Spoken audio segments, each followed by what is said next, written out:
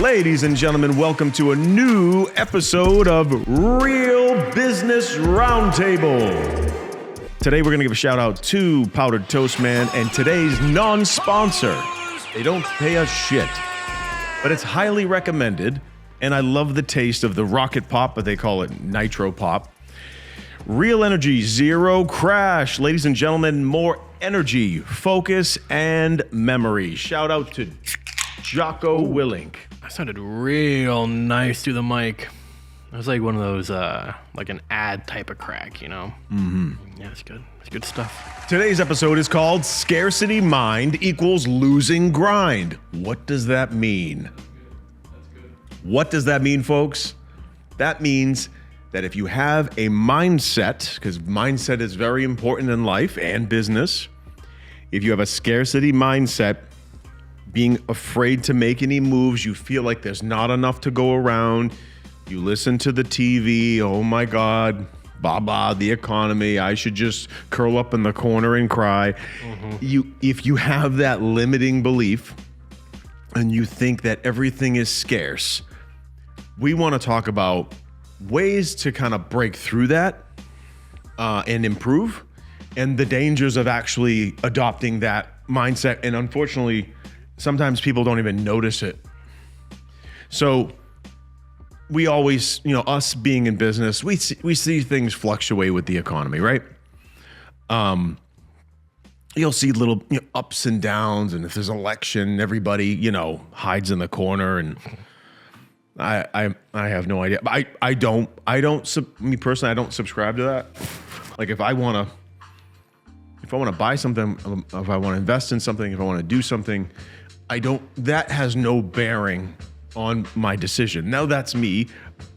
It takes work to break through that scarcity mindset. Now, sometimes it might be subconscious where someone can't control it. What is the scarcity mindset? Scarcity mindset is just really just thinking that there isn't enough. So if you gain something, say some revenue or some profit, you're like, oh my God, you just crawl into your hole like Gollum. It's just not a good thing. It's not beneficial. Maybe over time, for being such a Gollum, you'll probably stack some coins.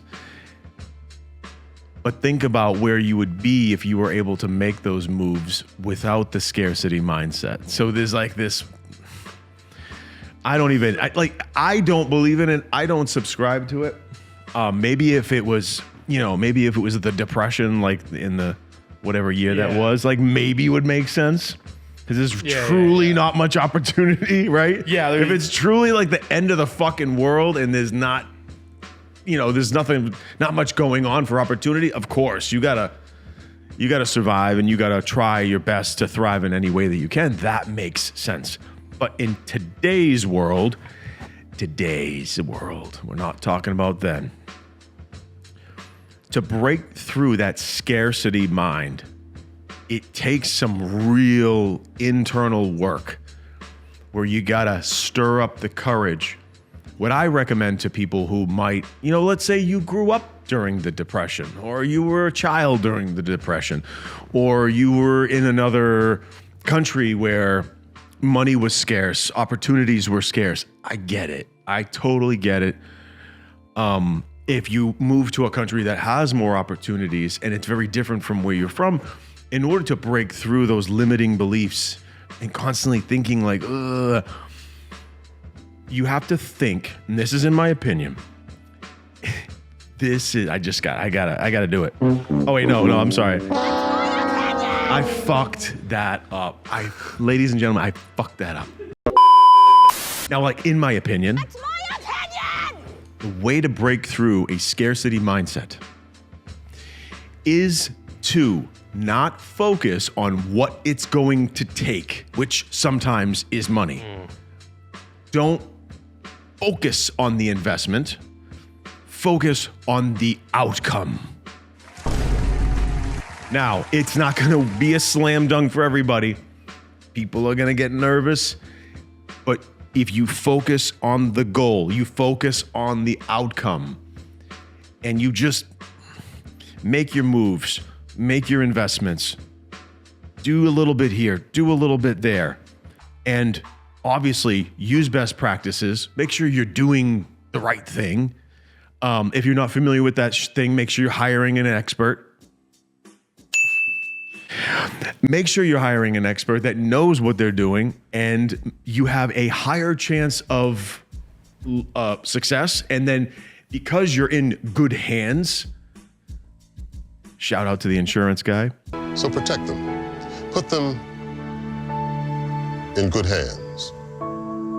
So if you're in good hands, now you are reducing risk.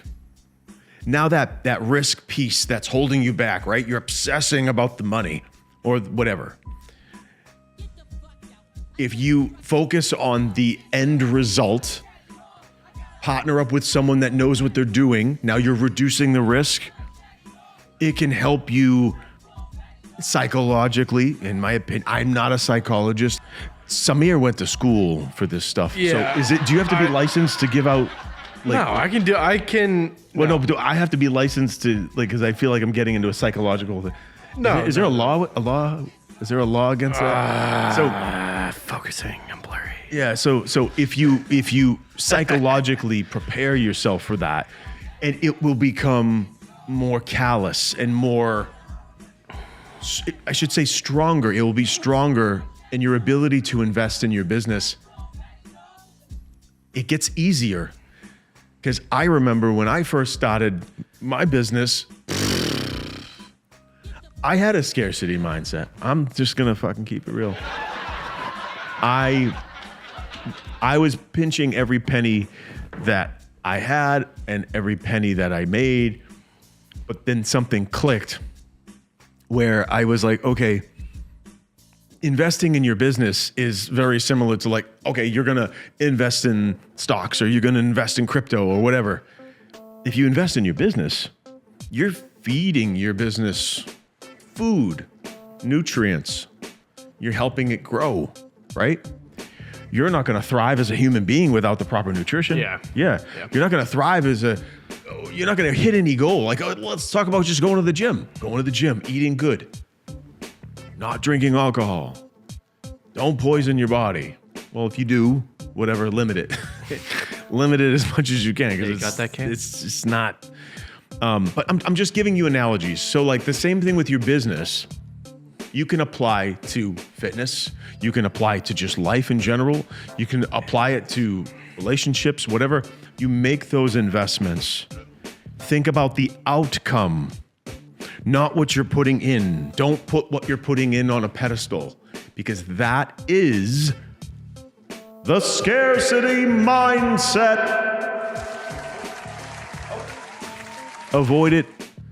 Avoid it as much as you can. That scarcity mindset, I feel like, is a cancer in the business world. Yeah. Not even just business, just personal. It just in general, That when people mindset feel is like horrible. they can't, Yeah. or, I don't know, if someone's just like too shy to approach a female. Yeah. Like a guy's like, I can't, I'm not gonna, it's like, just make the move and, make Do the it. move, say hello, YOLO. introduce You yourself. only live once, fuck it. Or whatever. It could be, I'm going to buy a franchise. I'm going to buy a franchise and I'm afraid of the investment. So it's interesting. Oh, what the fuck?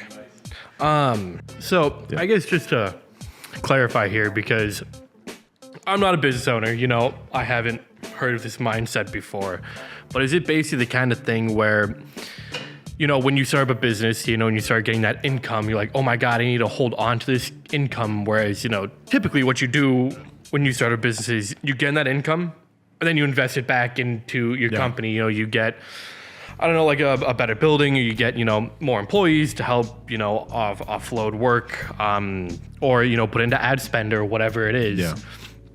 It's the people who are scared to let that money go, because like they've gotten it and they're like, oh my God, I can't. Yeah, I don't want to shell literally- it out. they- It hurts. It's done. It's like they're married to it, or they're so emotionally attached to it. But money, when properly applied, creates more and it multiplies. it compounds. Stocks. Exactly. It's Just the like that. same Just thing. like that. In your business, it's the same thing. If you make a move, you hire a good employee, or you bring on a specific software that can make you more efficient, or you're adopting Yeah. AI within reason, Yeah. reason, where it doesn't cheapen AI. you. Terminator. It's not 100% home run, folks. I hate this. So- I hate to break it to you, but cheers. So also to backtrack a little bit, you're talking about that mindset and that little bit of psych stuff going on. There is a term for it. I forget what it is. What is I'm putting yourself into that headspace to like not be scared and whatnot. It's something that if you have a phobia of some kind, let's say you're like a wild introvert, you don't want to go out. You're just, I gotta stay inside. If I step outside, my pants are gonna fall down. I'm gonna embarrass myself or whatever. What a common practice that a guidance counselor or therapist will offer is say, hey, look, when you go home, let's say their first day of school is coming up in the next couple weeks and like really nervous about it. They're gonna say, look, for 10 minutes a day, I want you to go home, I want you to sit down, and I want you to close your eyes and put yourself into your shoes on that first day, walking into your first class, talking to people, and do all that just in your head. Just close your eyes and just visualize it as best as you can. And then when you finally get to school that first day, you step off the bus, you go, oh wait, I've seen this before. I've lived this before. I mean, obviously you haven't, you've been doing it in your bedroom, but it's not as scary because you've already expected 75% of the stuff it's gonna do. You already know you're gonna walk into that building. You already know they're gonna get in there. And to relate it back, to business, if you want to start it up, just prepare yourself mentally. Like, I'm going to take in income and then I'm going to shell it right back out, and that's okay. Being okay with that off rip, being okay with ups and downs, right? Yeah. SEO, Jay talks about it all the time. It fluctuates. You're Yes. going to see red arrows pointing down. But you know People what? get antsy when they see that, and it's like, it's part of the process. It's part of the 'Cause process. you go like this. You go, see it down here? It goes. It doesn't go. Yeah, like it's People not, expect that, but there's a bounce to it. yeah, like, Yeah. life is beautiful like that because it's those downs It's a cycle. that makes the up happen. It's a cycle. If you don't go down, you don't go up. Like that's my philosophy at least. But that's something that is just really good practice in general that I can attest to. I do it all the time. I do it in the meetings, right? We go in for a kickoff meeting. I mean, just recently, I'm doing SEO now. I have different stuff to say. I have a different pitch to the clients, Yeah. if you will. And, before this last meeting, I was thinking about it. I'm like, what am I going to say? How am I going to say it? What is that going to look like? Yep. And just mentally preparing myself. And you can feel the anxiety go away. Nobody likes the belly shit. Where your Yeah. stomach's just turning and you're going like, fuck. It's like going up that roller coaster. Oh, yeah. And you start shitting your pants. You can feel your stomach dropping and feel your butt cheeks clench. Ah, It's yes. like, He said butt cheeks, ladies and gentlemen. bro, everyone got butt cheeks. Mine are. I got. I got that. Whoa. People will never go away. You're always going to have to talk to people. And that is a skill that I never understood. Like in high school, I'd get shit on, get bullied, get made fun of. And I remember going home and thinking to myself, like, why? It was never, oh, boo me, I'm a fat piece of shit, or I'm skinny, or I'm a loser. It was, why are they doing that? Like, what is causing this person to be an asshole to me when I've not done a single damn thing to them? And that's what inspired that, Did you wear pink socks with boat shoes? I can not conform or deny. Styles, the young that kids, the statement. styles that they have. Look. I don't know what's happening, but maybe I'm missing something. Maybe that's cool right now. All right. Oh, wait. One time, Samir had pink socks with I don't know what they're called, but they're boat shoes, Sperry's or something. Berries. They were gold cups. Gold cups. Holy! In my day, In my day, we had radio, and you couldn't see anything, and it was primitive and lousy, and we liked it. I looked over and I said, you know what? Maybe rather than bullying Samir, should I just accept it and understand? Like these kids wearing Crocs. Did you know if you wore those types of shoes in my day, if you wore those types of shoes, if you wore pink socks with fucking boat shoes, you would end up a stain on the floor. You know, You would just, it would be past bullying. You would just get your ass whipped. So- whipped into shape, though. I have to say that you would snap out of it and go, you know what?